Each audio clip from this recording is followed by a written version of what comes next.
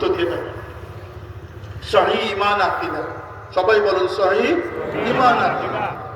ঈমান যদি সেবা ঈমানদার হন তাহলে আপনার আমল কাজে আসবে না। ঈমান আল আকীদাতু হিয়া সাতরুল ঈমান, বিভিন্ন সংজ্ঞায়িত করা হয়েছে। কখনো বলা হয়েছে যে ঈমানের ছাদ, কখনো বলা হয়েছে ঈমানের বাউন্ডারি। মুনাফিকদের মধ্যে ঈমানের পরিচয় কম ছিল না, কিন্তু আকীদা সহিহ ছিল না। আকীদা হচ্ছে ঈমানের জন্য সবচেয়ে সংশ্লিষ্ট, সবচেয়ে জরুরি জিনিস। আমাদের দেশে ভ্রান্ত আকীদা, আপনাদের সামনে এই বিস্তারিত বলার আমার সময় নেই, কিন্তু খারিজি ওয়াহাবিরা এবং মওদুদি ফিতনারা যেভাবে ভ্রান্ত আকীদা আগে ছড়িয়েছিল, ঈমানের জন্য ক্ষতিকর প্রভাব তারা বিস্তার করেছিল, আজকে আখলাকের জন্য ক্ষতিকর প্রভাব বিস্তার করেছে। এই কথাটা নতুন সৃষ্টি হয়েছে। এই মবের মাধ্যমে মানুষকে অ্যাগ্রেসিভ করা হচ্ছে, নতুন প্রজন্মকে আজকে বেয়াদব থেকে বেয়াদব বানানো হচ্ছে। কথার সাথে আপনারা একমত আছেন না? আছেন না? কোন বেয়াদব ইসলামকে নিয়ে খেলা করার সুযোগ আমরা দিব না। আমরা আহলে সুন্নাত ওয়াল জামাতের মানুষ বেঁচে থাকছি।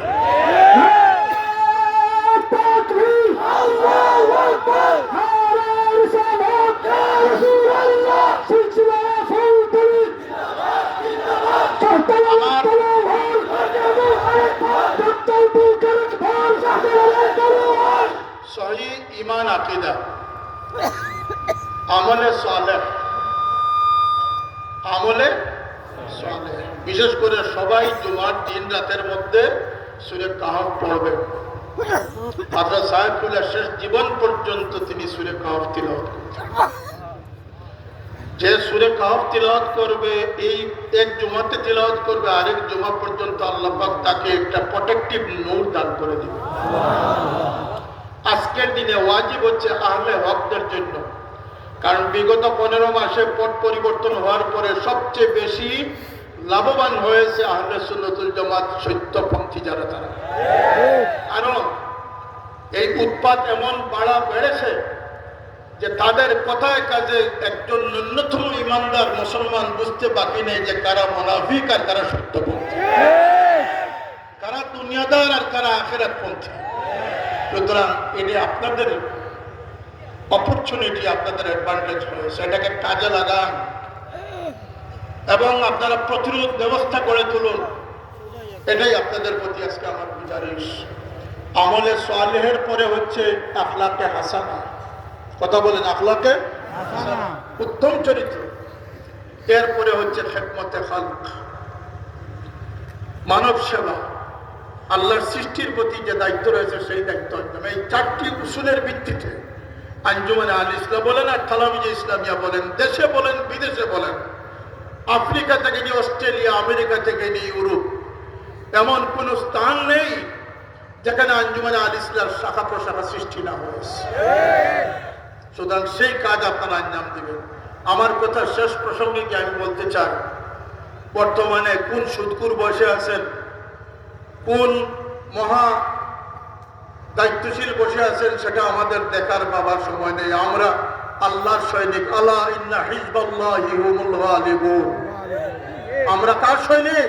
আল্লাহর সৈনিক। সুতরাং আমরা দাবি করতেছি, এই বিগত 15 মাস আমাদের আন্দোলনের ধারাবাহিকতা বন্ধ হয়ে গেছে, ইসলামী শিক্ষার কোনো উন্নয়ন সাধিত হয় নাই।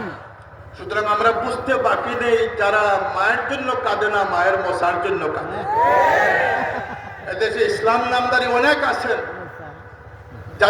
যারা বেহেশতের সার্টিফিকেট বিতরণ করতেছেন হিন্দু, এবং সবচেয়ে বড় কথা হচ্ছে হিন্দুদের কাছে বেহেশতের সার্টিফিকেট বিতরণ।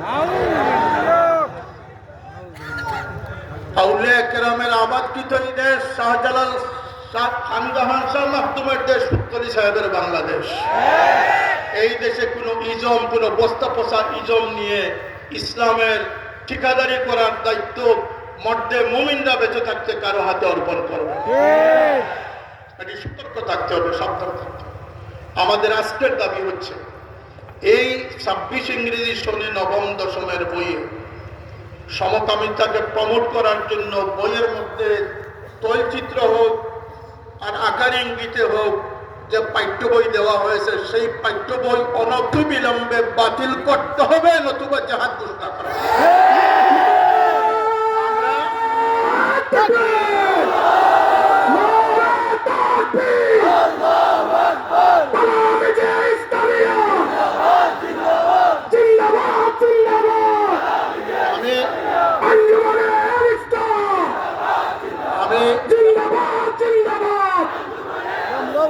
যেহেতু দেশে ইলেকশন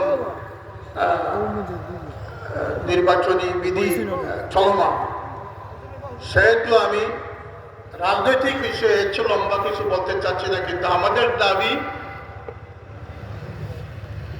আমরা প্রকাশ করছি। একে তো হচ্ছে এই বইগুলো বাতিল করুন, এদেশের মুসলমানি কেরামরা তাদের বাচ্চাকে চরিত্র নষ্টামি শিক্ষা দিতে চায় না, মুসলমান রাখতে চায়। দ্বিতীয়ত হচ্ছে যে কারিকুলামের জন্য আমরা সংগ্রাম করেছিলাম, যে মাদ্রাসার জন্য পৃথক একটি কারিকুলাম,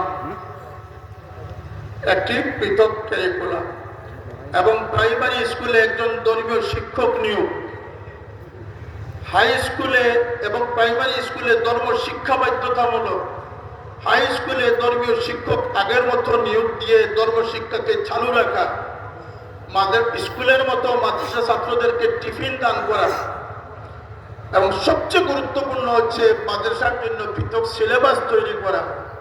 এই কাজগুলো কোনো সংস্কারের অধীনে আসে নাই। এই কাজগুলো কোন সময় যে হবে, আমরা কতটুকু মাঠ গরম করার পরে এটা হবে সেটা আমরা বুঝে উঠতে পারতেছি। ইমাম মুয়াজ্জিনদের বেতন নিয়ে আমরা আন্দোলন করেছি, সেটাও বাস্তবায়নের মুখ দেখে না। আজকে আমাদের দাবি হচ্ছে এদেশে হানা ভোট নেবেন না কি নেবেন, সেটার আগে আমাদের সেই ন্যায্য দাবিগুলো আপনারা বাস্তবায়ন করবেন, নতুবা ইসলাম মুসলমানকে পাশ কেটে যেভাবে কোন সরকার ক্ষমতায় টিকে থাকতে পারে নাই, আপনারাও টিকে থাকতে পারবেন। আমি আগেই বলেছি, যোদ্ধা তার অস্ত্র জমা দিতে পারে কিন্তু তার ট্রেনিং জমা দেয় না। আমরা মরি নাই, আমরা রিচার্জেবল হয়েছে। আমি অনেক জায়গায় শুনি আমাদের আল ইসলাম তালামিদের কর্মীদেরকে মব করার চেষ্টা করা হয়, মামলায় হয়রানি করার চেষ্টা করা হয়। আপনারা জানেন না, আউলিয়া কেরামের অনুসারীদের এই বাংলাদেশ, যদি এরা গর্জে উঠে এক মুহূর্ত আপনারা তাদের মোকাবিলা করার শক্তি পাবেন। সাবধান, সাবধান, তাদের নিয়ে আপনারা কোনো মব সৃষ্টি করতে যাবেন না। মিথ্যা মামলা যেগুলো রয়েছে, মিথ্যা মামলা অতি শীঘ্র এগুলোকে প্রত্যাহার করতে হবে। আজকে এখানে স্টেজে আমার জানা মতো 15-20 জন এমপি প্রার্থী মহোদয় করে আসবেন। আমরা তাদেরকে সম্মান করি, সম্মানের সাথে তাদেরকে আমরা সালাম দেওয়ার সুযোগও দিব ইনশাআল্লাহ। কিন্তু আমাদের একটাই দাবি যে অহেতুক অনর্থক এক সময় দেখা গেল তালামিজকে জঙ্গি আখ্যা দিচ্ছে। আমি বললাম, কারা জঙ্গি বানায়? সিআইডিরা। কত কেজি গাঁজা খেয়ে দেশে সিআইডি গিয়ে করতেছে সেটা আগে বলবো। তালামিজে ইসলামিয়া এই দেশের শান্তিপ্রিয় রক্ষী বাহিনী, দেশ রক্ষা আর্মির চেয়েও বেশি সজাগ শক্তিশালী বাহিনী হচ্ছে তালামিজ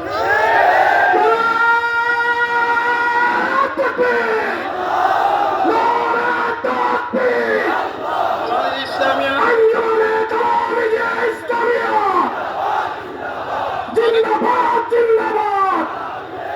আরেকটি দাবি হচ্ছে, আমি তৎকালীন প্রধানমন্ত্রীর সামনে বলেছিলাম যে আপনার ডিজিটাল বাংলাদেশের বিপক্ষে আমি কথা বলি।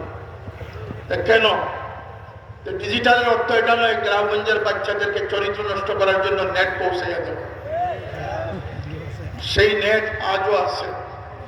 আমার সরকারের প্রতি উদাত্ত আহ্বান, রাশিয়ায় নেট রয়েছে, উত্তর কোরিয়ার মতো দেশেও নেট রয়েছে, আরব আমিরাতেও মধ্যপ্রাচ্যেও নেট রয়েছে, কিন্তু তারা সেই নেটকে নিয়ন্ত্রিতভাবে পরিচালনা করে।